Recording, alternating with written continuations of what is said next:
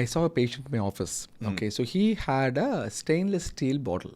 Okay, Yeah. and then he said he is coming in for fatty liver. Okay. Okay, Yeah. and he's overweight. Yeah.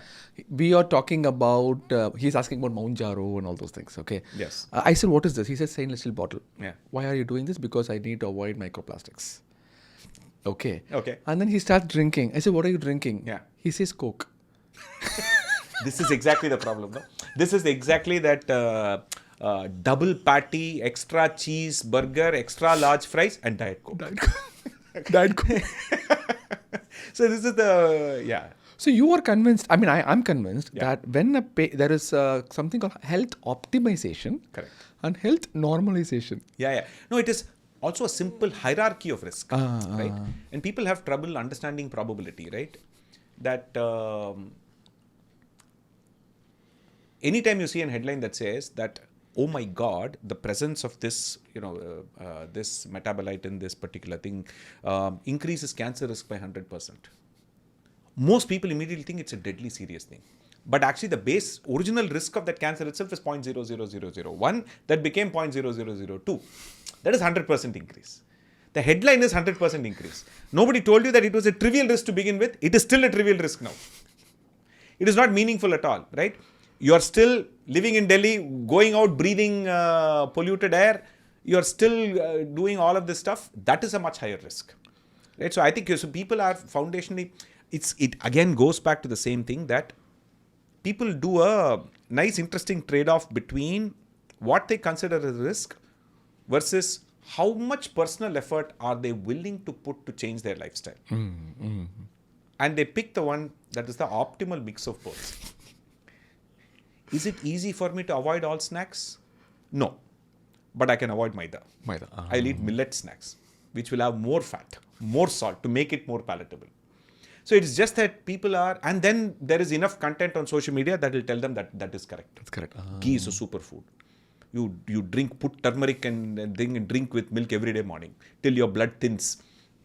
Right? So you have people do all of these or you damage your liver. Right? So it is just that people do these, they see content and they're not, so you, as a doctor you'd realize, right, that it takes thousands and thousands of pages and practicals, this thing, to get a holistic, big picture knowledge of how the body works. Correct. Right? Correct.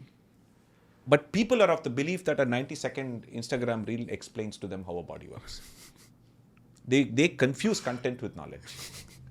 Right? They don't realize that actually they should see everybody's videos, yours, mine, and everybody else's. This is not knowledge, it's content. It is primarily content. Right? You have to learn to trust experts. You have to learn, don't trust experts, trust expertise. Right? See, I just recently made a video where I just simply listed out what are the 6 things that have collectively saved more human lives than anything else. As in the single greatest contributions to human life, right, in terms of increasing our population, preventing deaths and so on. And most people won't realize what they are. It is things like washing your hands before surgeries, right? It is basic things like inventing fertilizers that allowed people to not starve, right? It is things like antibiotics, right? It is things like vaccines, right? Actually, vaccines, by eliminating smallpox, there were 300 million people who died, right? I mean, it's just insane what vaccines were able to do, right? So it is just that some of these very basic scientific breakthroughs, sometimes people don't appreciate when they just simply see one video that says that drink some hot water with ghee and some bullet coffee and something like that in the morning. Some celebrity comes and says it. And then people are like drinking 2 tablespoons of ghee in the morning. Like some 400 calories of some just pure fat. Right? And thinking it will do some magical... that's the other problem, like when we say moderation, there is no like a clear thing. What is moderation? For example, ghee, saturated fat. Yeah. Same thing. More than 10% saturated fat will increase your risk. Ghee is a tricky thing because it is 50% saturated fat. But see, no fat is 100% saturated, right? Actually, coconut oil is 85% saturated fat. But ghee and all that is 50% saturated fat. The monounsaturated fat is a pretty good profile compared to other saturated fat sources, right? Butyrates and all of that. So then again, so what happens is that The problem with moderation often is that people don't realize that it's your total amount of fat intake that matters much more than choice of fat. Correct. Right? Exactly. See, if you are, the American Heart Association, that 500 ml of oil is how much you should eat in a month. Correct. That's 1 tablespoon a day. People are eating 2 tablespoons in the morning with hot water and in their empty stomach and all that, right? And then they're eating biscuits. Then they're eating other things. I'd imagine that the average Indian is consuming 3 times that recommended amount of fat. Easily, right? If you just look at our calorie profile daily, it is so heavily tilted in favor of carbs and fat.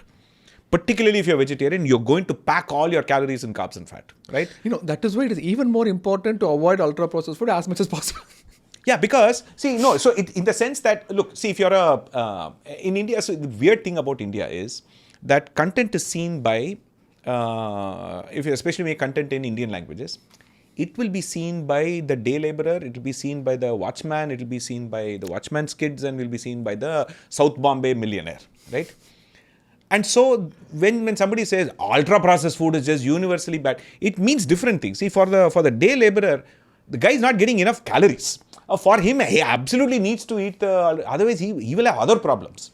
See, first you have to get bare minimum calories. Okay? That is for existence. After that, you have to make sure that those calories are balanced, right? First you have to live, right? So I think India is always a very tricky thing where a lot of content is sort of tilted towards a very privileged audience, right? But at the end of the day, that increasingly the portion of India that's watching all of this and now starting to move from poverty into this middle class, right? They are now seeing all these things and getting confused about, hey, I've grown up my life, right, eating palm oil simply because that was the oil that I got in the ration shop, right? And they're all absolutely fine because they were never getting enough calories where they're never getting a calorie surplus and all that, right? See, so it was never so if you see in India, right, if you see sort of prevalence of diabetes and all that, right, it very rarely is correlated very directly with things like ultra-processed food and all that. Because India, generally, ultra-processed food consumption is small. It's increasing. But it's relatively small compared to the West. It largely tracks with wealth, right? The moment people are poor, they simply don't get enough calories. They have lesser risk of diabetes. Correct. It's a very tragic thing. They have risk of communicable diseases. Yeah. And then, by the way, in India, in many cases in villages, diabetes is a disease of wealth. Correct. So people actually think, oh, you have diabetes, so you must be wealthy now, right? So, but now when you get to the cities, it has become a serious problem because we have not bothered to introspect that your foundational diet is the problem. You still eat like you're working in the fields.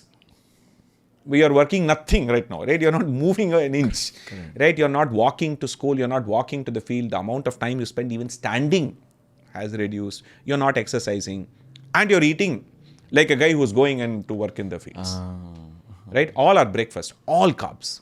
Name a protein breakfast in India. Nothing. Everything is all carbs. Idli, vada, puri, paratha, upma, poha. Even the modern invented ones are all carbs, like upma and all. Upma. Yeah.